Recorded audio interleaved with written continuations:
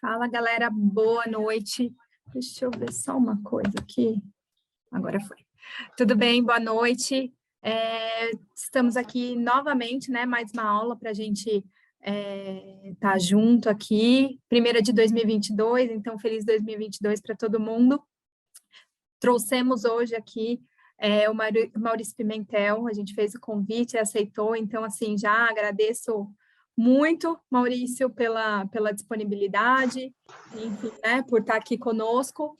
Então, falando um pouquinho da FIA, né, são 38 anos, já estamos com 900 alunos em cursos de EAD rodando, então são 8 turmas de produtos financeiros, 8 turmas de finanças corporativas e investment banking, 7 turmas de eficiência empresarial e 7 turmas de real estate. Então, várias turmas abrindo aí, presencial, semipresencial e EAD. Então, quem tiver algum interesse ainda não for matriculado, entra lá no site, tem todas as informações. Luciene está aqui também, qualquer coisa já chama ela no privado, que é da secretaria aqui da FIA, precisando de alguma informação sobre os cursos, fiquem à vontade para nos perguntar. Então, Maurício, mais uma vez, muito obrigada pela sua presença. Maurício, vários anos aí de mercado financeiro, economista-chefe lá da BB-DTVM, é a maior DTVM do Brasil, não é, Maurício, se não me engano? É o maior asset da América Latina. Isso, eu não me lembrava, porque eu estava na Brasil Prévia até o ano passado, então eu me lembrava que tinha. Então, muito obrigada por ter aceitado o convite. E vamos falar um pouquinho de economia aqui no Brasil, que é super fácil, né? A gente consegue fazer projeções tranquilamente, as coisas acontecem super fáceis aqui no Brasil. Fique à vontade. Tá. Eu que agradeço o convite, é um grande prazer estar aqui com vocês. Até porque eu fui aluno da FIA em 1989, já tem bastante tempo. É uma instituição que eu gosto muito. Então, para mim, é um motivo assim, de grande satisfação estar aqui com vocês hoje, podendo passar um pouco de informação do cenário. Tá? Eu vou tentar jogar aqui na tela a apresentação, para ver se a gente consegue. Só vou pedir para vocês me dizerem se vocês estão conseguindo enxergar direitinho. Tá conseguindo aparecer? Estamos vendo, sim. Só um adendo aqui. Para quem quiser fazer pergunta, gente, fique à vontade, coloque no chat, que eu vou dando uma olhada no chat, vou colocando a pergunta aqui para também não virar uma bagunça, né? Como aqui todo mundo pode abrir o microfone. Então, só coloquem no chat, eu vou controlando o chat, fazendo as perguntas para o Maurício, tá bem? Professor Maurício, fique à vontade. Bom, pessoal, só aquele início de sempre, as opiniões aqui são minhas opiniões, não necessariamente expressam opiniões, deliberações da companhia, da BB-DTVM, tá? Deixar isso claro. Então, vamos lá. Como é que a gente trabalha esse cenário na BB-DTVM? A gente apresenta um cenário o ano inteiro, tá? O cenário para 2022 foi apresentado em dezembro do ano passado, e a gente vai mensalmente fazendo os ajustes necessários. Alguns calls, algumas histórias já aconteceram, outras vão deixar de acontecer, umas mudanças acontecem no meio do caminho, então a gente vai fazendo os ajustes. O que eu vou estar passando para vocês é basicamente o cenário que a gente apresentou na virada do ano, com alguns ajustes que estão acontecendo aí nesse início de janeiro. Então, o tema que a gente usou esse ano foi esse: um mundo em busca de novo normal, enquanto o Brasil luta contra os seus antigos fantasmas. Tá? A primeira dificuldade que a gente teve para construir o cenário foi definir uma hipótese para a variante Ômicron. Quando a gente começou a desenhar esse cenário, no início de dezembro, a Ômicron estava começando na África do Sul. Então, a gente tinha mais incerteza do que qualquer outra coisa. A gente precisou construir uma hipótese. O que a gente tinha de informação? Muito pouco. Um nível de transmissibilidade extremamente alto, ela se transmitia mais rápido que a Delta, enquanto a Delta levou quase 400 semanas, 400 dias, para alcançar seu ápice na África do Sul. A Ômicron fez isso com algo próximo de 100 dias. Então, foi um processo muito mais rápido. Essa é basicamente a informação que a gente detinha. E, a partir daí, a gente precisou construir uma hipótese. Quais foram as possibilidades? A primeira, uma hipótese negativa. Ou seja, a variante tem um alto grau de transmissibilidade, é resistente aos imunizantes, leva um rápido aumento no número de mortes e pacientes. Então, essa era a primeira hipótese, uma hipótese negativa ao extremo. Isso levaria a uma importante desaceleração da atividade econômica global. Uma segunda hipótese, uma Ômicron moderadamente negativo, a variante se transmite mais rapidamente, tem alguma resistência, né? O número de mortes e hospitalizações não cresce de forma tão avassaladora, isso traz uma redução temporária, né, e moderada no risco de crescimento da atividade global. A terceira hipótese possível seria uma moderadamente positiva, né? O Omicron é ligeiramente transmissível, mas facilmente controlada, então o ritmo de crescimento da economia global não iria se alterar, e para alguns, no primeiro momento, né, alguns, inclusive, de certa forma, flertaram com essa hipótese, uma hipótese positiva. Né? O poder de transmissão da variante é grande, mas ela, né, de certa forma, acaba levando uma imunidade por rebanho, e isso tem um ritmo de crescimento, né, acelera a economia global. Qual foi a hipótese que nós adotamos? A hipótese moderadamente negativa. Então, a partir dessa hipótese, toda a nossa história de cenário global e doméstico é construída. Parte dessa hipótese, né? A gente vai ter uma redução temporária e moderada no ritmo de crescimento da economia global, né? A gente percebe também, né, que esse impacto ele não vai ser uniforme em todas as economias. Alguns países, alguns agrupamentos de países se mostraram, né, mais sensíveis à questão da Covid. Né? Por exemplo, a Europa, a zona do euro, né, ela se mostrou mais sensível, os efeitos da zona do euro foram muito maiores que na economia americana, por exemplo. Né? E, principalmente, a gente percebeu no primeiro momento, né, um crescimento mais rápido no número de contágios na zona do euro, na economia europeia, do que nos Estados Unidos. Então, aí vem o segundo ponto do nosso polo global, né? Esse impacto ele não vai ser igual em todo mundo. Eu vou ter aí uma diferença, vou ter um descasamento, vai faltar sincronia nesse processo. A economia europeia sofre mais no primeiro momento, a economia americana sai, de certa forma, menos impactada. Aqui já a leitura que a gente fez agora, né, a gente percebe que, efetivamente, a gente acertou com relação a hipótese do moderadamente negativo e vem acertando com relação à hipótese de falta de sincronia. A gente percebe, né, que na África do Sul, no Reino Unido e nos Estados Unidos, entre os casos começarem a ser detectados da Ômicron e o ápice ser alcançado, isso demorou 21 dias. Tá? Desse ponto de máximo até voltar à normalidade, a África do Sul demorou em torno de 39 dias. Né? Nos Estados Unidos obedeceram, foram 21 dias. Na União Europeia, a gente já está com 32 dias agora e não encontramos ainda o ponto mais alto. Ou seja, ainda vamos ter mais tempo até que o ápice seja encontrado na economia europeia. Então, vai demorar mais tempo para que ela consiga voltar à normalidade. Então, se a gente espera que o número de casos volte ao patamar anterior no final de fevereiro nos Estados Unidos, possivelmente isso vai ficar, né, para final de abril, né, talvez início de abril na União Europeia, na Europa. Perdão. Então, a gente, de certa forma, também conseguiu capturar, né, essa divergência, nessa falta de sincronia. Né? Com relação ao impacto, alguns indicadores já mostram, efetivamente, que o impacto vai ser moderado. Os níveis de atividade cedem, né, mas cedem em grau, de certa forma, modesto. Né? Por exemplo, o índice de atividades correntes do Goldman Sachs para a economia americana, que já é o de janeiro, já impactado pela Ômicron, cedeu, mas continua em terreno positivo. Novos pedidos de desemprego avançaram, mas também de forma bastante contida. Né? Alguns indicadores de atividade nos Estados Unidos estão mostrando informações díspares, como, por exemplo, o FED de Filadélfia e o FED de Nova York. Né? São dois indicadores de atividade, dois surveys de atividade que a gente observa com bastante atenção. Estão mostrando sinais que não são iguais, né? Ou seja, a ideia do moderado, a princípio, está colocada. Né? Então, vamos agora efetivamente falar da economia global. Qual é o nosso call para os Estados Unidos? A nossa percepção é que a economia americana vem crescendo num ritmo forte, né, e hoje a gente foi premiado com um PIB no quarto trimestre crescendo 6,5% no trimestral anualizado, 5,7% quando comparado ao ano passado. Né? Isso, de certa forma, deixa pela estrada aqueles que, por volta de setembro do ano passado, pregaram, né, a inflação da economia americana. bom grupamento de economistas defendeu essa tese. Em momento algum a gente comprou essa ideia, mas, enfim, alguns defenderam da estagflação. E a gente sempre falou, olha, é um processo totalmente transitório, né, efeito ainda da variante Delta.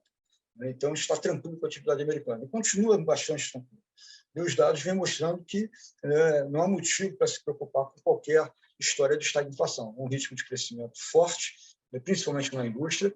A massa salarial, a poupança das famílias estão em patamar alto, ou seja, os fundamentos para a economia americana são fundamentos sólidos, nada que seja preocupante, nada que chegue a tirar o sono de ninguém. E esse ritmo forte deve continuar durante todo esse início de 2022, exatamente por conta dos fundamentos.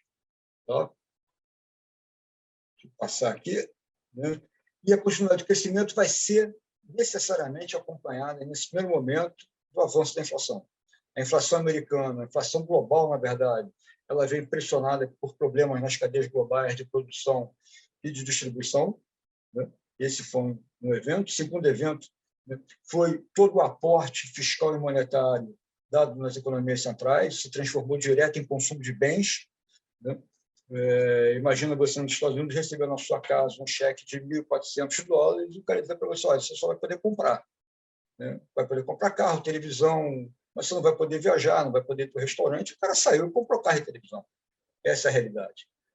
Então, essa é uma questão que vai nos acompanhar durante todo esse início de ano. É uma inflação global mais pressionada, sim. As cadeias globais estão em processo de recuperação, mas é um processo que demanda um pouco mais de tempo. Então, a gente vai ver essa realidade, uma inflação mais alta. E é uma realidade que vai persistir.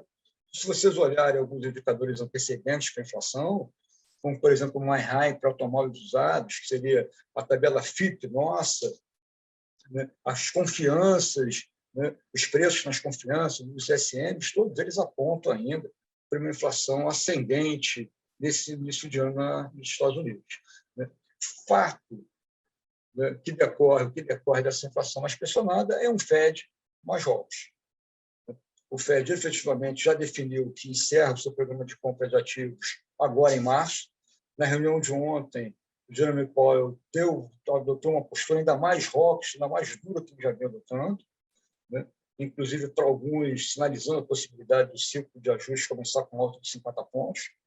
A gente ainda não concorda com esse call, mas, sem dúvida alguma, é difícil hoje dizer que aqueles que defendem estão totalmente equivocados, não dá para dizer isso.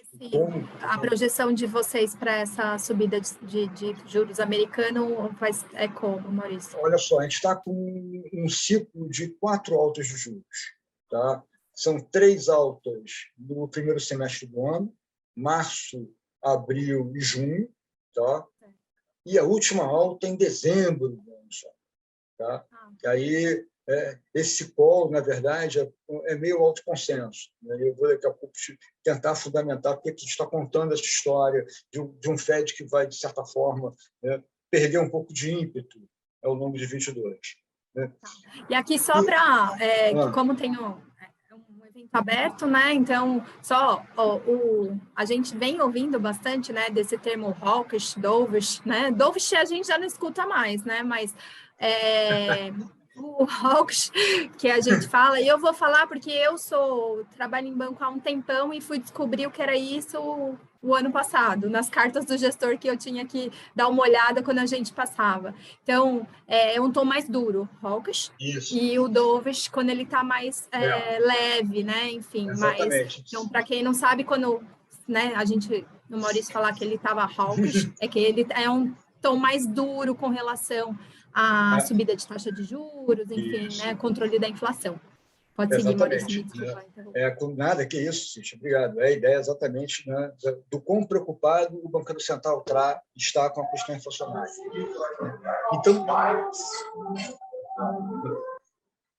Então, como eu falei para vocês que o primeiro semestre do ano na economia americana vai ser um semestre forte da economia que acelera o seu ritmo de crescimento, a segunda metade do ano vai ser exatamente o oposto disso. Tá? É um ritmo de crescimento que desacelera, talvez até magnitude importante, e desacelera por quê? 2 fatores levam a essa desaceleração. O primeiro, o aperto fiscal. né? Todo o impulso fiscal que foi dado na economia americana começa a sumir, a sair do radar, né? Agora, em 2022, e se transforma, na verdade, num drag para a atividade, né? Ao invés de ele impulsionar a atividade, ele começa a retrair a atividade, né? Então, a gente está estimando, né, o impacto de alguma coisa como 2 pontos do PIB no trimestral analisado. Um impacto significativo do fiscal, né, nessa segunda metade do ano, né? O segundo impacto negativo para a atividade é exatamente o aperto das condições financeiras, a alta de juros promovida pelo FED no início do ano. Então, tem 2 fatores, né, que, se em 2020 e 2021 ajudaram a economia americana a crescer no ritmo forte, agora, na segunda metade do ano, faz exatamente o oposto, né? Retraem, contraem, segura a economia americana. Quando eu olho, né, para esse slide, o que eu estou tentando te mostrar aqui, né, é que a preocupação com a inflação global ela começa a ceder a partir de agora.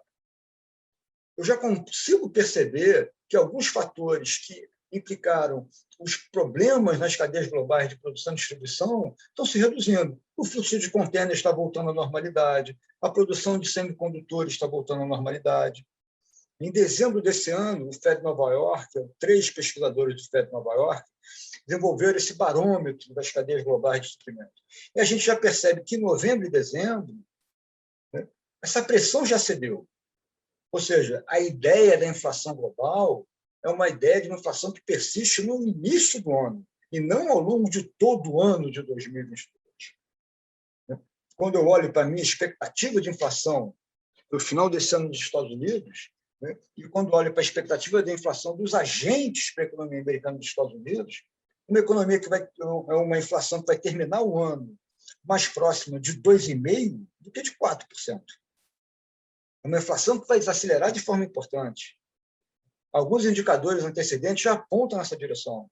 A normalização das cadeias globais de produção e distribuição aponta nessa direção. Então, um fator, né, que levou o FED a ser mais duro deixa também de existir. Ou seja, a segunda metade do ano é exatamente o oposto da primeira metade do ano. Uma economia no ritmo fraco, que desacelera na margem, uma inflação que cede em direção ao objetivo do FED de 2%. Né? Dado isso, qual é o incentivo para o FED continuar subindo os juros de forma tão intensa? Né? Como alguns hoje estão defendendo, uma alta a cada reunião, na verdade, chegaria no final do ano um FED Fund a cada de 175 pontos. Qual seria o incentivo para o FED fazer isso? Se eu tenho... E assim, só voltando, assim, você falou que teria uma alta lá em dezembro. Essa alta de dezembro seria qual motivo, então? O motivo da alta de dezembro é exatamente continuar no fluxo de ajuste monetário. Uma coisa, assim, é concreta. É o impulso monetário que foi fornecido em 2020 para a economia americana foi muito grande, em todos os aspectos. Né? Existem alguns indicadores monetários que a gente já não olha mais com tanta frequência. Né? Um deles é o indicador de Marshall, né, que a gente olha o M2, né, o total de papel moeda em poder do público, mais depósito habido dos bancos comerciais, mais depósito em poupança, CDB, né, que é uma mensuração, né, do volume de moeda um pouco mais amplo, né, sobre o PIB nominal, é o maior patamar da história. É quase o dobro do que foi dado de liquidez no momento da crise financeira de 2008. Para você ter uma ideia. Hoje, a linha de Ripple, que seria o equivalente à compromissada dos Estados Unidos, está com alguma coisa próxima de 1,9 trilhões de dólares. Estão parqueados no Banco Central de Nova York, diariamente. Mostra que, efetivamente, houve um excesso de liquidez. Essa liquidez vai começar a ser retirada, ela precisa ser retirada. Você não pode manter o doente que não está mais doente, que já está curado, extremamente saudável, com aquela medicação que foi dada quando ele estava internado, entubado numa mesa de CTI, numa cama de CTI. Não há mais a necessidade. Então, o FED sabe que ele tem que normalizar a política monetária. Até porque, de certa forma, os agentes ficaram viciados numa economia extremamente líquida. Você tem hoje várias classes de ativos que possivelmente talvez nem existissem, ou tivessem, né, repercussão muito pequena, se a gente não vivesse um momento de liquidez tão extensa. Então, o Fed vai, sim, ajustar o processo de liquidez da economia americana, mas no ritmo mais lento, não mais empurrado com a preocupação de estar atrás da curva com relação à inflação. E vai olhar e falar assim, caraca, eu estava certo. A inflação ela é mais para 2,5% do que para 7%. Eu não vou precisar, né, agir de forma tão intempestiva, porque os fatores que levaram essa preocupação estão, de certa forma, se reduzindo. Né? Então, a trajetória é essa. Tá? É uma curva que vai acelerar agora, né, para, né, no início do segundo semestre, todo mundo vai ficar esperando o seguinte, olha, em julho vem mais 25%, o Fed não dá. Em agosto vem mais 25%, o Fed não dá. E os comunicados começam a dizer, olha, eu estou tirando o estímulo monetário, mas será que eu não tirei o estímulo de forma muito rápida? Porque a economia, o crescimento do PIB saiu de 4,5% para 2,5% no trimestral analisado. Na hora que você retira, né, o incentivo do seguro-desemprego nos Estados Unidos, que foi extremamente ampliado por conta da pandemia, né, você tira o incentivo para as pessoas ficarem em casa. Né? Por incrível que pareça, de certa forma pode parecer até cruel, muita gente parou de procurar emprego porque recebe hoje no auxílio-desemprego mais do que recebia quando estava empregado. Então, esse cara volta a procurar emprego. Não é que ele volta a procurar emprego, a taxa de desemprego sai de 3,8 e volta para 4,1, 4,2, 4,3. Né? A população economicamente ativa volta a crescer e a taxa de desemprego sobe junto. Então, esse contexto é o contexto que o Fed para e pensa, olha, eu dei um choque de 75 pontos na taxa básica de juros. A economia americana recuou a sua taxa de crescimento de 4,5% para 2,5%. A inflação saiu de 7%, acumulada em 12 meses, e agora está com 4%, 3%, e continua cedendo. A taxa de desemprego, que estava em 3,8%, subiu um pouquinho, agora está em 4,1%. Talvez eu tenha ido com muita sede ao pote. Deixa eu reduzir um pouco o meu ritmo de crescimento. É essa a expectativa que a gente tem para a economia americana. Tá? Aí, quando eu olho para a economia europeia, assim, é exatamente o oposto dos Estados Unidos. Tá? Exatamente o oposto. Uma economia que sofre no primeiro semestre do ano, fluxo, né, da Covid, né, seja na variante Delta, que ainda tem algum impacto, né, defasado, seja na variante Ômicron, que está agora impactando negativamente a atividade. A gente já percebe isso em alguns indicadores. Né? Os PMI já mostram que essa lógica está acontecendo. Né? Contudo, os fundamentos da economia europeia, da zona do euro, são fundamentos sólidos. A taxa de desemprego é baixa, o mercado de trabalho, né, é um mercado profundamente aquecido. Né? Alguns indicadores mais para frente de confiança apontam também nessa direção, e, principalmente, né, aqui está a cereja do bolo da Europa. Eu tenho um impulso fiscal contratado para a Europa ao longo desse ano. Existe uma coisa que é muito engraçada entre Estados Unidos e Europa. Né? Nos Estados Unidos, você precisa de aprovar qualquer coisa na Câmara e no Senado. É difícil, a gente sabe, está bastante polarizado, mas você consegue aprovar. Na zona do euro e na União Europeia, né, na União Europeia em especial, você precisa da aprovação de 27 parlamentos, 27 congressos. Então, é um processo muito mais lento. Né? Para a zona do euro, eu já caio esse número, mas, de qualquer maneira, continua sendo um número igual. Então, o processo burocrático na União Europeia, né, é um processo muito mais duro e que acabou retardando o impulso fiscal, que vai acontecer agora em 2022. Então, o meu PIB para a zona do euro tem exatamente a dinâmica inversa do PIB americano. É um PIB fraco no início de 2022, um PIB que acelera de forma importante na segunda metade do ano. Tá? A inflação vai ter uma dinâmica muito semelhante à inflação americana, né?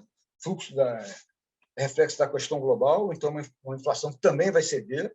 A gente pensa numa inflação ao redor de 5% em 12 meses, ela vai cair, deve voltar para algo próximo de 2, 1,8% no final do ano, ela vai ceder, como sucede a inflação americana. Né? As expectativas são que alguns fatores que impactavam negativamente essa inflação na União Europeia também estão arrefecendo. Né? Quando eu olho, por exemplo, o preço do gás natural, que deu aquela subida forte no início do último trimestre de 2021, está cedendo, está um patamar muito mais tranquilo. Então, a nossa preocupação com a inflação americana é bastante contida, a inflação da zona do euro, perdão, é bastante contida. Então, para a gente, o Banco Central Europeu, aí é dovish, entendeu? É um Banco Central Europeu parado, o BCE é parado ao longo de todo o ano de 2022. Tá? Não há incentivo nenhum para ele subir juros. A economia está patinando, encontrando problemas de crescimento, a inflação está arrefecendo, não há necessidade do Banco Central Europeu fazer alta de juros agora. Tá? Qualquer alta de juros por parte do BCE vai ser efetivamente sinal de surpresa. Tá? Você Só vê como algum desdobramento dessa questão entre Rússia e Ucrânia impactando de alguma maneira? Sim. Olha só, a questão geopolítica é uma questão, né, que a gente levanta como risco para o cenário global ao longo de todo o ano de 2022. Tá? Você tem a questão geopolítica que envolve Rússia, Europa e Estados Unidos, né? É uma questão bastante tensa. Né? O impacto não vai ser um impacto via setor bancário e setor financeiro. A exposição dos bancos europeus e americanos à Rússia é muito pequena, tá? Mas o impacto vem via atividade. Tá? A Rússia é um exportador de commodities, né? Petróleo, gás natural e outras commodities agrícolas, né? E qualquer banimento, qualquer tipo de restrição, né, vai sim trazer problemas para a atividade. Tá? Então, não é um fator positivo, né? Nem para nenhuma das duas partes. Né? O incentivo para a Rússia, efetivamente, né, avançar agora são muito pequenos. Tá? A quantidade de demandas que ela fez à União Europeia e aos Estados Unidos são, de certa forma, né, inatingíveis. Né? Uma das demandas foi a retirada de todo o armamento não nacional da região, ou seja, as armas russas voltam para a Rússia e as armas americanas voltam para os Estados Unidos. É ótimo, porque na Europa só tem arma americana. Né? Então, significa você desarmar, desproteger por completo, né, a Europa. Então, é um problema sério. A gente entende que continua com um fator de preocupação, mas não deve efetivamente, né, se desdobrar num conflito armado.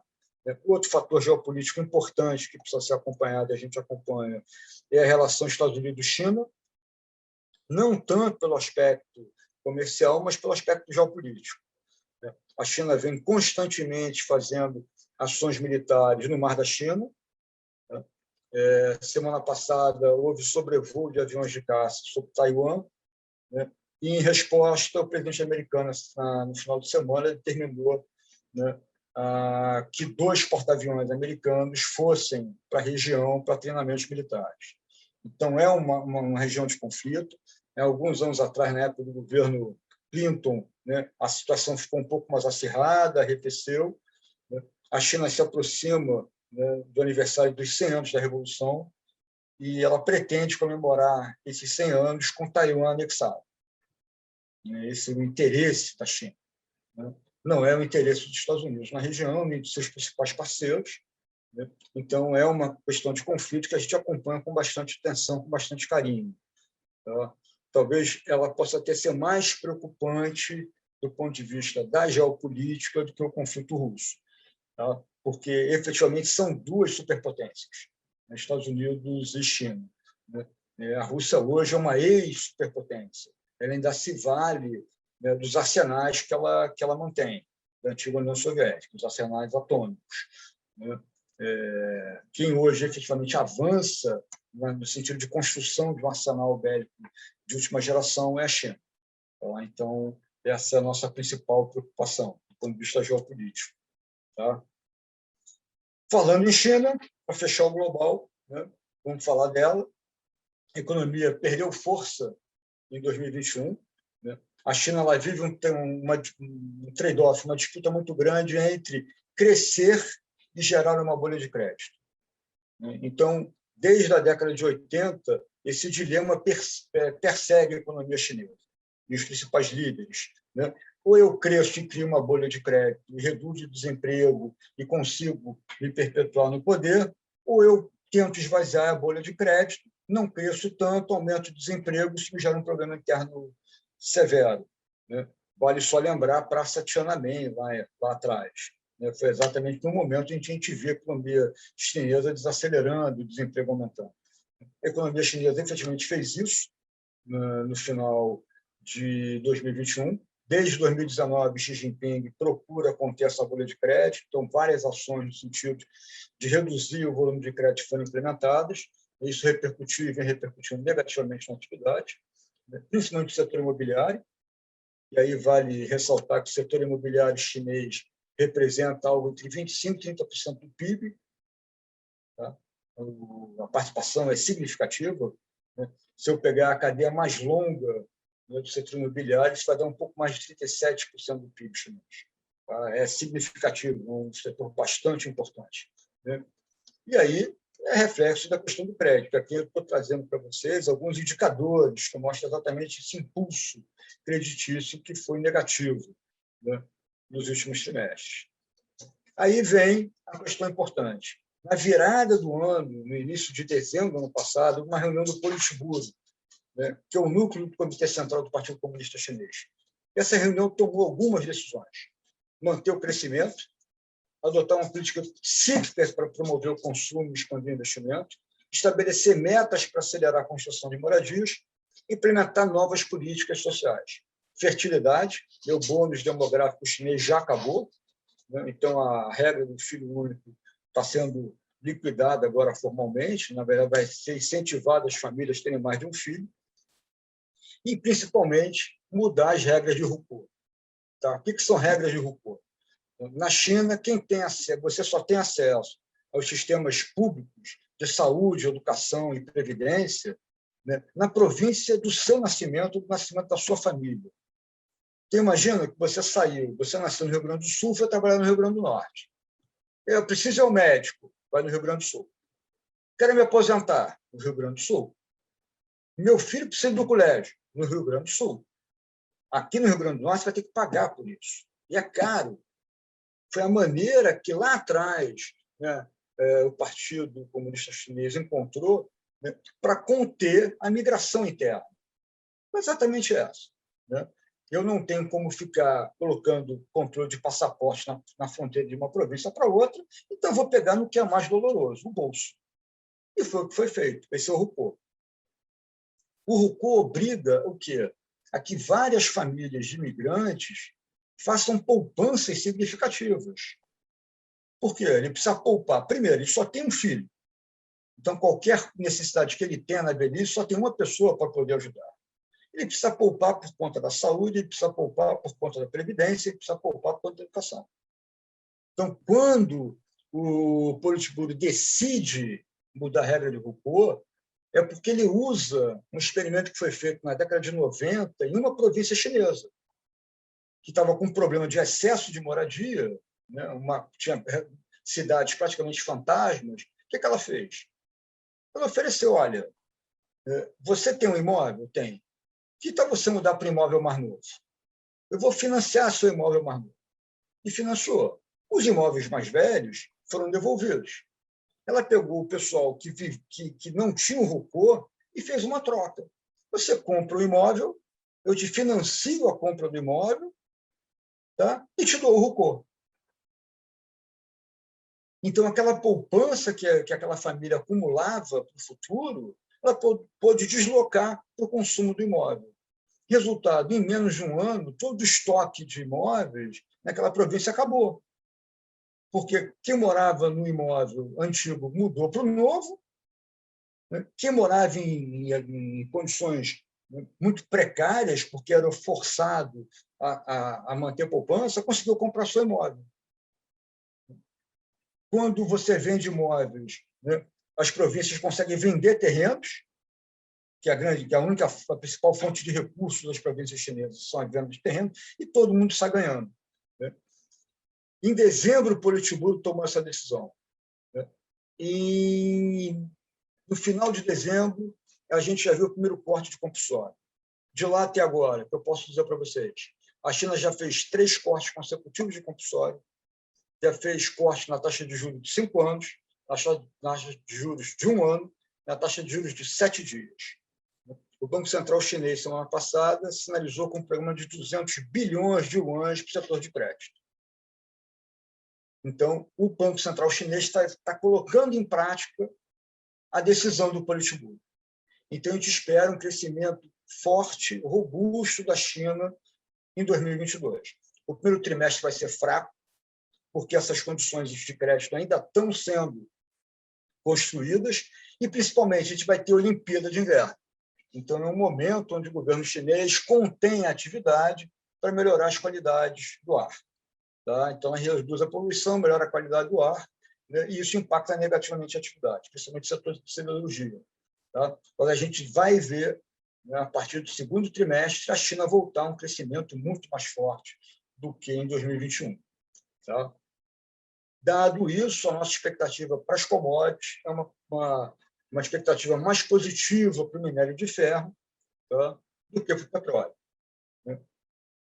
O petróleo ele sofre, né, nesse ano por 2 vetores. Primeiro, uma atividade mais fraca na segunda metade do ano dos Estados Unidos. Né? Segundo vetor que ele sofre é o vetor de câmbio. Né? Eu vou ter um dólar mais apreciado, o dólar se apreciando, os preços das commodities, né, enfraquecem. Tá? E a terceira questão, que a gente já começa a perceber um crescimento do shale gas dos Estados Unidos. Tá? Então, com um dólar acima de $80 o barril, isso já viabiliza boa parte, ou a maior parte das plantas de shale gas americano. Tá? Então, a Rússia, por exemplo, há um tempo atrás, e quando começou a própria pandemia, ela relutou bastante em aumentar o preço do petróleo exatamente para não viabilizar o shale gas americano. Tá? Então, é um outro fator que, na nossa avaliação, né, não vai ajudar o petróleo em 2022. Então, do global é isso. Tá? Qual é a mensagem do global? Resumindo, é uma economia global que cresce de forma desincronizada. São políticas monetárias que são implementadas de forma desincronizada. Essa falta de sincronia é um vetor fundamental para eu ter um dólar mais forte ao longo de todo o ano de 2022. Tá? A gente ainda não está vendo isso, já esperávamos ver. São questões basicamente técnicas que vêm, de certa forma, contendo essa alta, né, da moeda americana, mas a gente espera, né, que já no início do segundo trimestre a gente veja um dólar global se apreciando. Tá? Então, essa é a síntese, né, do nosso cenário para atividade, para ambiente global. Tá? Vamos entrar E aqui. aí, essa questão do crescimento americano, deixa eu ver quem colocou aqui a pergunta no chat. Daniel, ele perguntou, ele falou que um famoso investidor americano, eu não vou falar o nome para não falar errado, Jeremy Grantham, fala que iremos entrar numa super bolha financeira e haverá uma correção forte em 2022. A gente já vê um movimento aí de desvalorização nas bolsas, né, nos índices americanos nesse começo agora de 2022. Você acredita nessa informação, dessa bolha, ou é só uma correção? A gente avalia que é mais uma correção do que um estouro de bolha. Né? Os ativos globais estão super avaliados? Estão. Você pode até dizer que uma ou outra classe de ativos, né, está com uma avaliação muito maior. Né? Por exemplo, a questão das criptomoedas, né, que já é difícil. Não é criptomoeda porque não é moeda, não é criptoativo porque não é ativo. Então, o cripto. Né? O cripto é uma coisa, né, que é muito fruto desse excesso de liquidez global. Então, é o mercado hoje que mais sofre. Né? As bolsas vão experimentar um processo de rotação. Né? Algumas ações, como, por exemplo, as ações de crescimento, né, vão ser sobrepujadas. Você tem aquela relação ação-valor e ação-growth, tudo isso vai se reestruturar. Né? Dizer em estouro de bolha, eu acho que é meio exagerado agora. Né? Vai haver, sim, um processo de ajuste. Alguns papéis que foram super avaliados, né, vão estar sendo corrigidos, fruto de toda essa nova realidade monetária que você vai viver. Né? Sempre a gente tem um ou outro profeta do Apocalipse. Né? Em algum momento o cara acerta. Né? Todo mundo fala do Rubini, que acertou a crise de 2008, né? Só que a gente esquece de falar que desde 2002 o Rubini vinha falando que a bolha ia estourar, e não estourou. Né? Quando estourou em 2008, o nego lembrou do Rubini. Ah, o Rubini falou, mas ele vinha falando aquilo ali, ó, há anos que ele vinha falando que a bolha ia estourar. Agora Não ele estourou. acerta, né? E tem um momento que o cara acerta.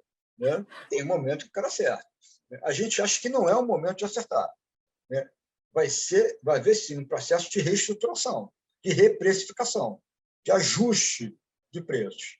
Né? E aí, aqueles ativos que não têm nenhum tipo de fundamento, esses sim vão sofrer muito. Quem viveu de superconfiança, né, como dizia o Sheikh lá em 2002, com a crise das .com, né, quem viveu desse processo da superconfiança vai sofrer agora. Se você comprou uma coisa que não tem nenhum respaldo, né, que você não consegue fazer, né, não tem nenhuma métrica de valuation, não tem nenhum tipo de fundamento, né, cresceu literalmente no vazio, agora, quando não tem liquidez, essa coisa vai embora. Ela vai valer o que ela sempre valeu, nada. Isso é o estouro de uma bolha? Não, não é o estouro de uma bolha. Né? As ações vão continuar tendo valor, né? Os títulos públicos vão continuar tendo valor. Agora, o que não tem lastro, o que não tem fundamento, isso sim vai sofrer bastante. Né? Essa é a ideia. Isso deve sofrer bastante. Certo. E o Guilherme tinha perguntado antes, como que você vê que afeta o Brasil, não sei se você vai falar mais para frente, essa subida de taxa de juros americana? Olha, a gente vai falar um pouco mais à frente disso, né? Mas a gente já tem um problema doméstico com alta de taxa de juros. Né? A gente já está à frente desse processo. O Banco Central brasileiro, no ano passado, ele subiu a taxa de 2 para 9,25. Então, boa parte desse ajuste já foi feito. Né? A gente sofreria mais se a gente estivesse atrás, além de atrás da curva da inflação, está também atrás da curva dos principais bancos centrais. Tá? Como a gente já está bem mais à frente, o impacto aqui tende a ser menor. Né? Tem algum reflexo? Sempre tem mais volatilidade, né? Mas não vai ser reflexo como a gente já viu há anos atrás, né? Quando a gente estava indo ou parado ou num processo de redução de juros. E aí era atropelado pelo meio do caminho. Não é a realidade agora. A gente já vem fazendo o trabalho. Tá? Então, o impacto aqui, né, dessa postura mais hawkish do Fed, ou mais dura do Banco Central americano, tende a ser bastante contido. Tá?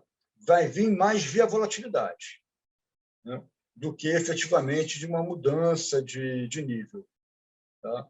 Consolidar uma mudança de nível. Vai trazer mais vol, como trouxe ontem, por exemplo, né, na divulgação da reunião do Banco Central americano.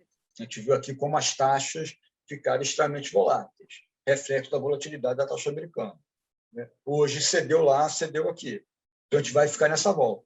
Mas não há uma mudança de nível, deve ser a preocupação do Guilherme, que haja uma mudança. Não, essa mudança de nível a gente não acredita. A mudança de nível se dá mais por questões idiosincráticas, do que efetivamente um reflexo do FED. Tá? Aqui, o Thales e o Fábio, eles perguntaram sobre cripto, né? Acabamos tocando no assunto.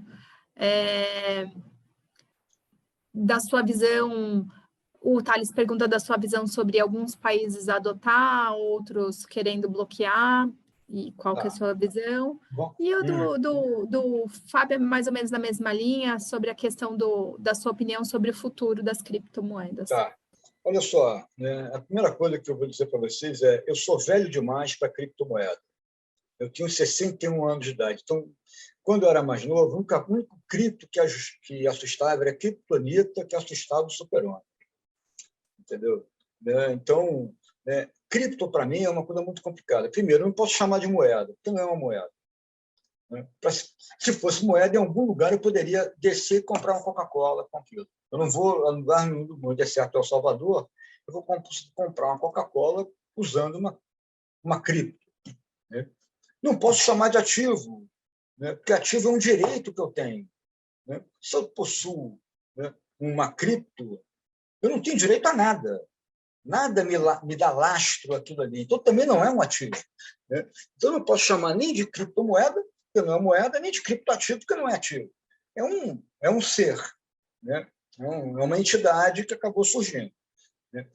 A minha avaliação pessoal, né, é que ela tende a ter a função de um ser que surge de forma totalmente descasada da realidade, né?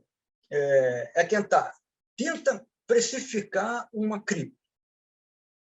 Eu consigo precificar um dólar com todo o risco, todos os problemas, toda a incerteza, né? Eu consigo precificar o real, consigo precificar o euro, né? Eu vou olhar para o fundamento daquela economia e vou dizer se aquela moeda está correta, se a valorização daquela moeda está correta ou não, se ela está justa ou não. Eu consigo precificar uma ação, vou fazer o valuation da companhia, eu consigo precificar um título público, né? Eu vou fazer a avaliação de crédito daquele país, qual o risco que ele tem, qual a possibilidade que eu tenho de não receber meu recurso, qual a taxa básica de juros, né? Se eu estou em outro país, quanto eu vou ter que fazer de câmbio para fazer essa troca, paridade de poder de compra, né? Eu vou ter que levantar. Eu consigo fazer a conta, encontrar o fundamento, né? Me dá o fundamento da cripto, né? A resposta é: me dá o fundamento da cripto. Na hora que alguém me disser, olha, não, você precifica a criptomoeda assim, né? Você pode criticar Black Scholes até dizer chega. Eu faço 1 milhão de críticas ao modelo. Mas é fácil, você vai lá e precifica. É fácil. Ah, mas você está usando uma série de argumentos muito fortes. Estou usando argumentos fortes, fortíssimos, do ponto de vista econométrico, econômico e matemático. Com certeza eu estou, né? Mas estão todos respaldados na teoria. E com as criptos, né? Alguns países aceitam. É El Salvador, né? Hoje tem um relatório do FED, né, discutindo exatamente a questão das criptomoedas, a possibilidade delas se transformar e ser uma lavagem de dinheiro, né? No momento que a gente discute a questão da lavagem de dinheiro com importância, o fomento ao terrorismo, ao narcotráfico, né? A criptomoeda, de certa forma, por não ter tantos controles, ela permite isso, né? E a terceira coisa é o seguinte: a moeda mudou muito, né? Ninguém hoje anda com nota de real no bolso, você não precisa mais. Você faz um Pix, você usa cartão, né? Você tem vendedor de cachorro-quente na praia com maquininha. Para que eu vou precisar ter criptomoeda? O fundamental da criptomoeda, na minha avaliação, é a tecnologia que está por trás. Ela é legal. Blockchain é uma coisa importante. A blockchain fica, né? Essa é uma ferramenta muito legal, né? Confiável, segura, que tem aplicabilidade, né? Então, blockchain é uma coisa que vai ficar, chegou para ficar. Criptomoeda, eu ainda avalio que é moda, né?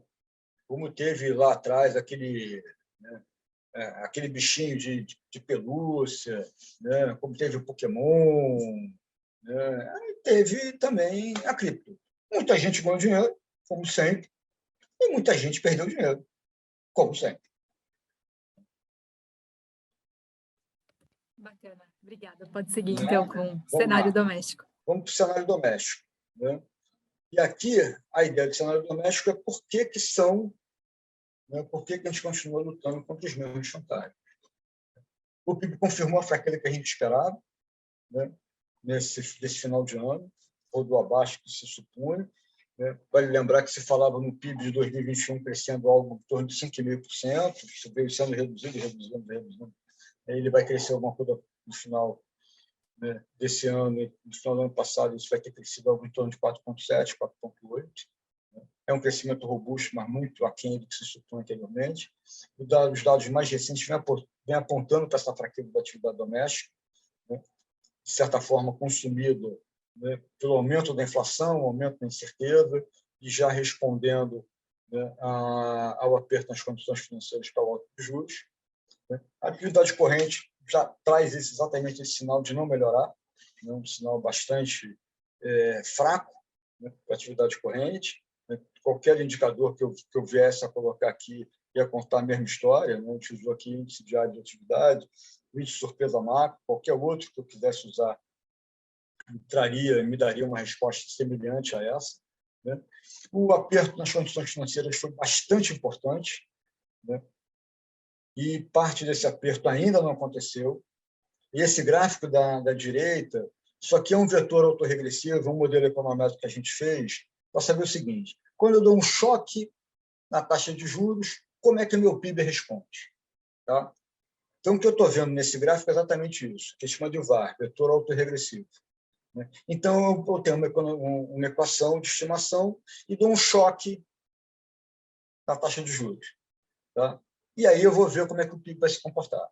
O que o modelo está me dizendo é o seguinte: olha, quando você dá um choque em zero na taxa de juros, o PIB cai um trimestre depois, cai mais ainda 2 trimestres depois e começa a se recuperar. E só vai voltar ao normal 7, 8 trimestres após o primeiro choque.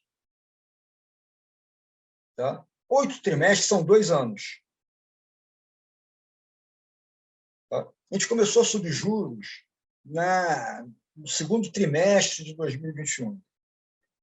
Eu venho subindo juros e o Banco Central acelerou a alta nos 2 últimos encontros, ou seja, no último trimestre de 2021.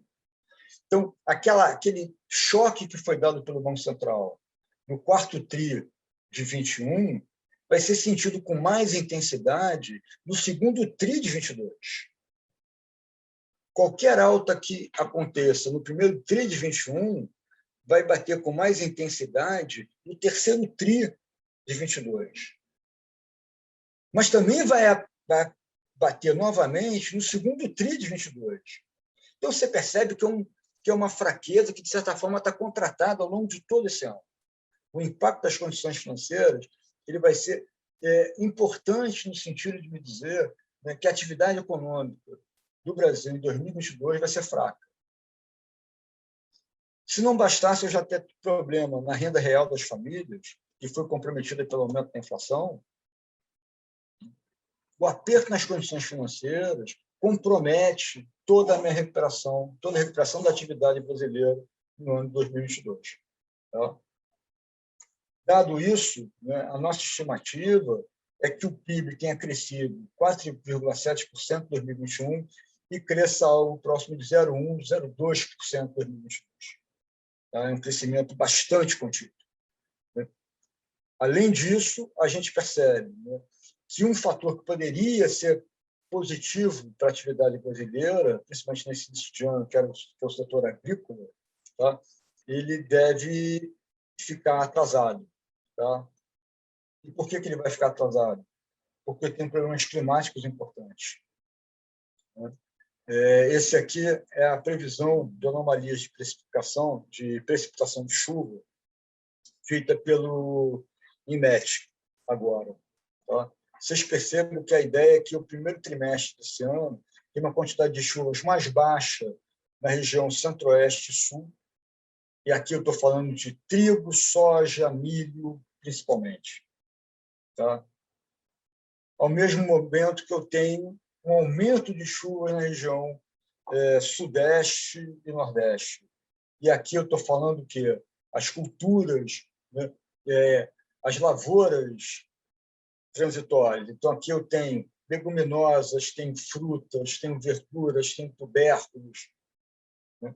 Então, essa questão climática vai bater negativamente sobre a atividade e vai aumentar a minha expectativa de inflação para esse ano. Tá? Preço de alimentos nesse início de 2022 bem mais pressionado, exatamente por conta desse problema climático. Tá?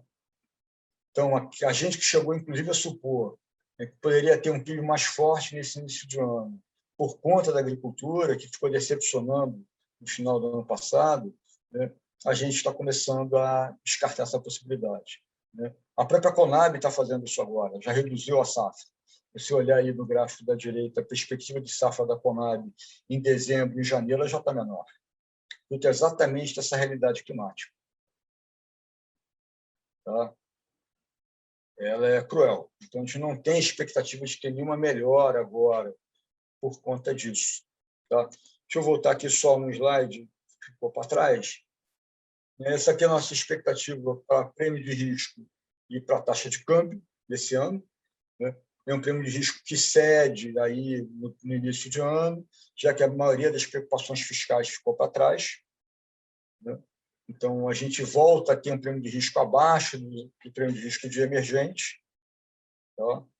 Mas, na segunda metade do ano, com a proximidade da eleição e toda a volatilidade que ela traz, a gente vai ter um prêmio de risco voltando a acelerar. Né?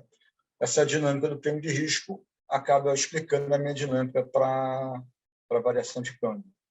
Né? O câmbio cede nesse início de ano, deve encontrar algo próximo de 5,35, 5,40, tá? Mas termina o ano mais próximo de 5,90, exatamente pressionado por um risco mais alto. Né? Outra coisa que vai pressionar câmbio é um dólar mais forte ao longo de todo esse ano. Tá? Então, contra o real, eu tenho duas questões. Uma, volatilidade de um ano eleitoral. Dois, um dólar global mais fortalecido. Tá? Então, esses dois vetores, né, são negativos para a minha taxa de câmbio. Voltando para a inflação, essa é a nossa expectativa de inflação para esse ano. Tá? Ela vai convergir em direção à meta de forma bastante lenta. Né? Na nossa avaliação, o IPCA termina esse ano em 5,3. Tá?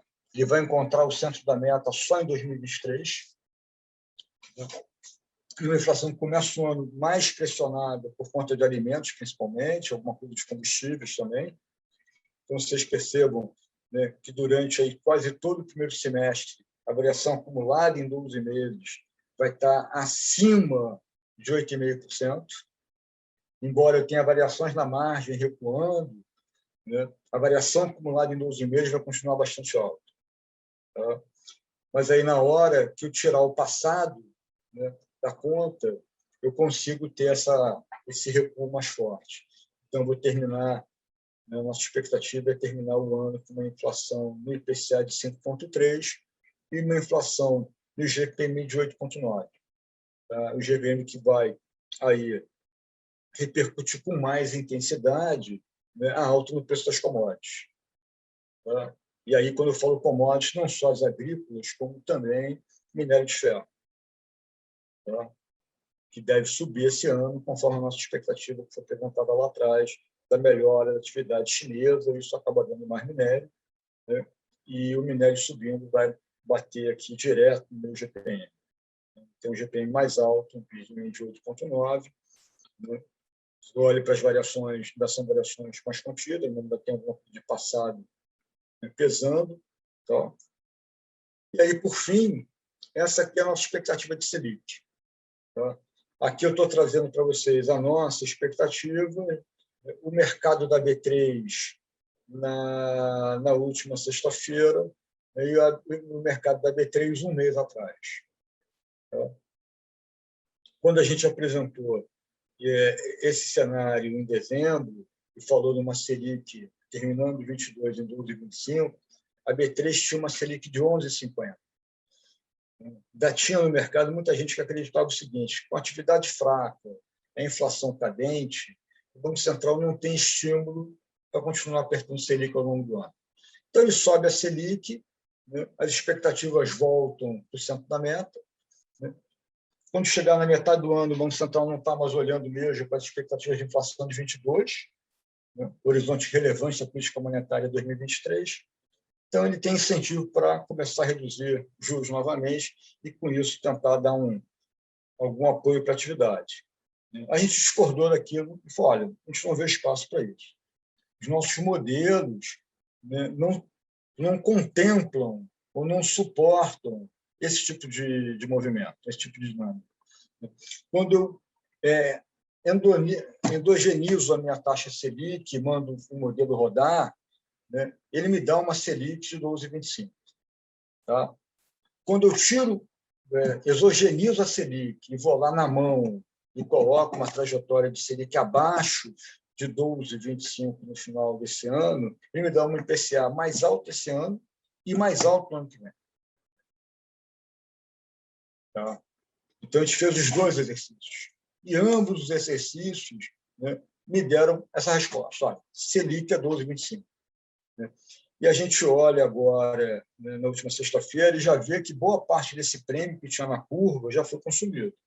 Né? Você saiu de 11,50 para 11,88.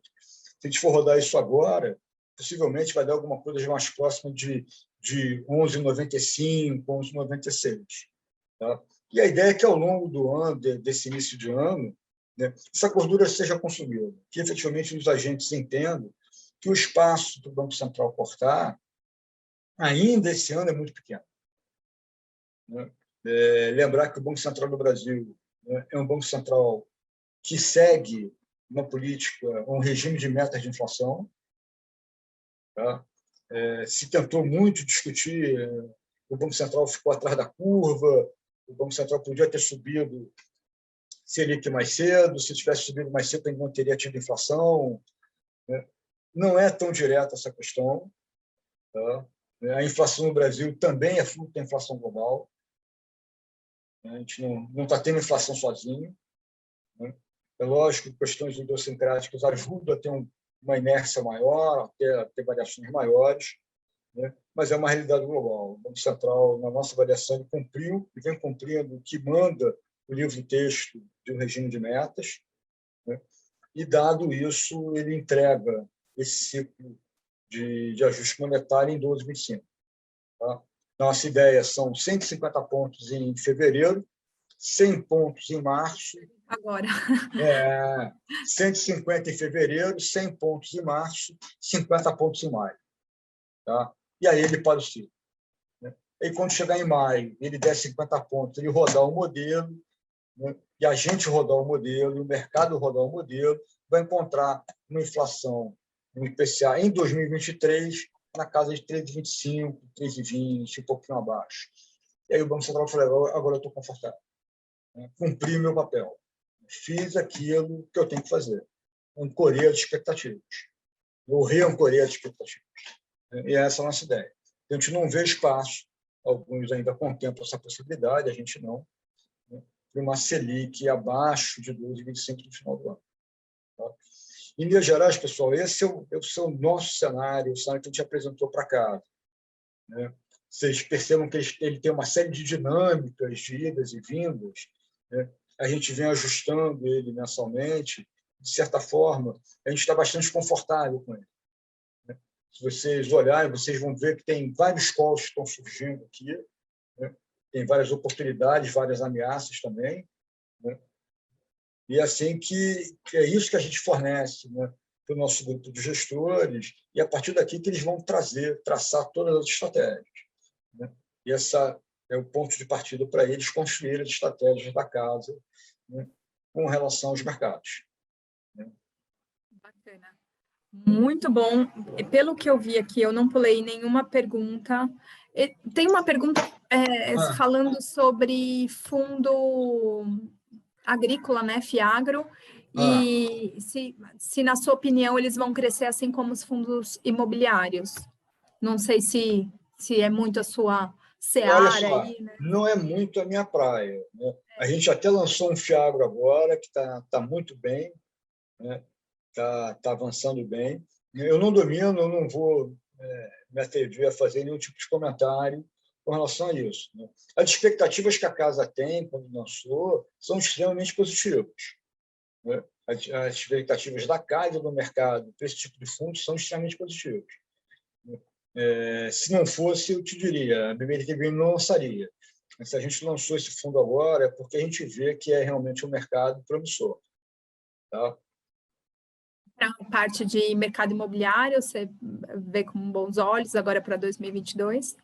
Olha só, o que eu posso te dizer, Cíntia, é que toda a economia doméstica fica muito sensível. Né? Aqueles setores que demandam mais a questão do ciclo econômico, do ciclo de crescimento, eles tendem a sofrer um pouco mais. Então, setores mais cíclicos tendem a ter um desempenho ou encontrar mais dificuldades no processo de recuperação. A gente viu o setor imobiliário crescer de forma muito forte em 2021, na verdade, no final de 20, início de 21, né? Exatamente porque estava no ciclo, né? Um PIB forte, né? Agora a gente está entrando em outro momento do ciclo. Então, talvez não seja, o setor não apresente o mesmo desempenho tão forte como apresentou no passado. Porque a partir de agora, a gente está num momento de uma economia que está praticamente parada, um ritmo de crescimento de zero. Certo. O Diego ele fala que pergunta a questão mais de asset allocation, então, Diego, essa daqui eu acho que fica um pouco fora aqui da conversa.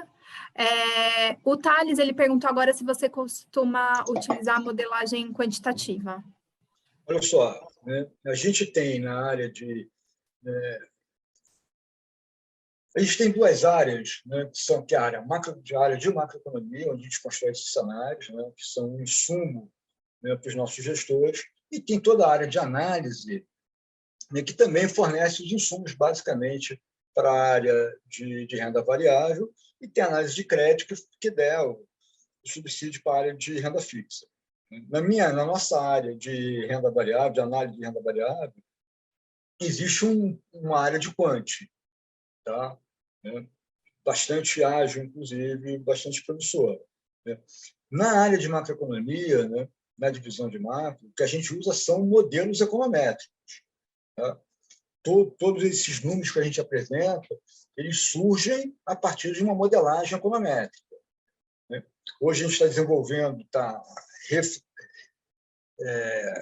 reajustando o programa de pequeno porte, né, o MPP, o Banco Central tem um MPP, já está em terceira geração.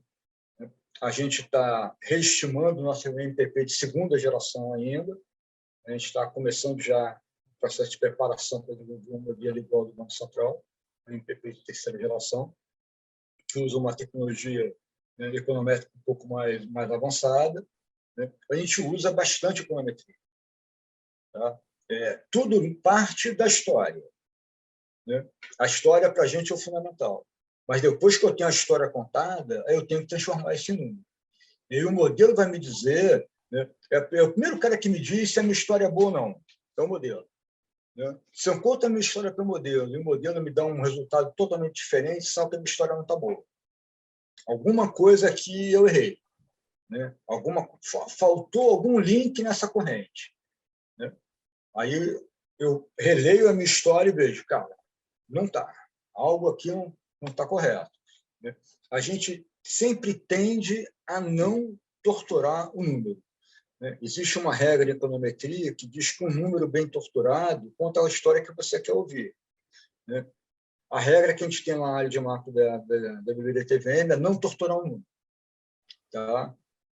Não vou torturar um número para ele contar a história que eu quero ouvir. Né? Se eu contei a história e o número não respaldou, a minha história está errada. Para a história e conta de novo. Reconstrói a tua história e volta para o modelo. Sobre exportação de commodity para a China, se tende a aumentar. E aí o Guilherme perguntou nessa linha dessa questão de exportação, por que a taxa de câmbio ela persistiu em patamares tão altos em 2021 com esse nível de exportações em números recordes? Vamos lá. Primeiro, com relação ao volume de exportações para a China, principalmente de commodities metálicas, acelera. Né? O setor imobiliário chinês voltando a aquecer demanda aço. Né? Então, a gente vai ver a siderurgia chinesa voltar a comprar nosso minério, já está fazendo isso, vai comprar com mais intensidade. Tá? Outras commodities também vão ser exportadas com maior volume. O problema para commodities para bovinos já foi solucionado. Então, a gente teve problema para exportação de bovinos abatidos por conta de problemas em alguns frigoríficos, já foi resolvido. Então, as exportações de bovinos estão avançando, de suínos avança menos, porque o rebanho suíno chinês já foi recomposto depois da crise que eles tiveram em 2019, no final de 2018 e 2019. Então, o rebanho de suínos já está sendo recomposto, talvez não importem suínos nossos na mesma intensidade, mas as exportações vão ser boas, né, para a China. Por que o câmbio não repercute o volume de exportações, né? Porque o câmbio é mais do que só o volume de entrada e saída de exportações. O câmbio é fundamento da economia, né? Quando você compra um dólar, né, você compra a economia americana. Você compra os fundamentos da economia americana. Quando você compra um real, você compra os fundamentos da economia americana, né? E existe uma coisa que é, quando você calcula a taxa de câmbio, paridade de poder de compra. É uma das maneiras que você tem que calcular. Então, você vê qual é a inflação dos Estados Unidos, qual é a inflação no Brasil, ou seria, né, o que o pessoal brinca lá na inflação do McDonald's, né? Você tem uma maneira de calcular a taxa de câmbio que é por uma arbitragem, né? Ou seja, eu pego o dinheiro dos Estados Unidos, trago ele para cá, aplico aqui e vou voltar com esse dinheiro lá para fora. Mas quando eu aplico aqui, eu tenho um risco para aplicar aqui. Então, eu não vou simplesmente aplicar, eu vou aplicar e vou comprar um CDS que eu estou aplicando aqui dentro. Então, na hora que eu saio, eu tenho a taxa de juros da saída, mas eu tenho que, dessa taxa de juros da saída, abater o CDS que eu tive que comprar. Eu tenho que abater a taxa de juros pelas quais eu captei dinheiro nos Estados Unidos. Então, isso me ajuda também a dar a taxa de câmbio. Eu tenho várias maneiras de calcular câmbio, né? Câmbio, ele é um ativo econômico, um ativo financeiro, perdão, mas também é fundamento da economia. Então, ele reflete essas duas coisas. Ele reflete a balança comercial, a entrada e saída, né? E aí não só importação, exportação, você tem toda, né, a balança comercial, né, toda a balança de pagamento, você tem que colocar os investimentos que entram, quanto eu estou pagando de frete, quanto eu estou pagando de resseguro, né, quanto eu estou recebendo de investimento direto, quanto eu estou recebendo de investimento de portfólio. Mas também é uma questão de fundamento econômico, tá? Então, o câmbio dá essas duas realidades. Aí, se a gente lembrar como teve o prêmio de risco Brasil e CDS Brasil no início do ano passado, uma parte dessa pergunta está respondida. Estavam bastante elevados. O Renan, ele pergunta quando que você imagina que vai ter... E, gente, vou encerrar aqui, porque eu combinei com o Maurício uma hora, né? Então, já passamos um pouquinho. Ronan, ele está perguntando a questão da taxa de juros. Quando que você imagina que virão esses cortes? Qual a sua opinião de taxa de câmbio de equilíbrio e qual que é a taxa de juros neutra? Tá, vamos lá. Com relação à taxa Selic, a gente está avaliando que o processo de redução do Selic deve ficar, né, para o final do primeiro trimestre, início do segundo trimestre de 23. Tá? Aí já teria espaço, efetivamente, com as expectativas ancoradas, né, de 23 e 24. Né? A inércia menor, com a inflação corrente está mais contida, né? Isso permite que o Banco Central, né, e o hiato do produto, que, na verdade, em vez de fechar, abriu mais ainda, isso permite que o Banco Central comece um processo de redução de taxa de Selic. Tá? Com relação à taxa de juros real de equilíbrio, né, é uma figura não calculável, né, não estimável diretamente. A gente trabalha num modelo com uma taxa de juros neutra, real neutra, ao redor de 4,5%. Tá? É o que a gente coloca no modelo, né? Existem várias ferramentas para calcular, a gente está terminando agora um modelinho, né, usando uma tecnologia de espaço de estado exatamente para ter uma métrica melhor para essas taxas, né? Mas é um modelo que vai demorar ainda algumas semanas para estar no ar. Então, é arbitrado. Tá? E a gente arbitrou, né, dado toda essa pressão que aconteceu no final do ano passado, né, com um juro real de equilíbrio um pouco mais alto. Tá? O câmbio de equilíbrio também está um pouco mais alto, uma faixa de 5. Tá? Obrigado. Então, mais Nada, uma vez, nada. muito obrigado pelo seu tempo, pela pronta disponibilidade a estar aqui com a gente.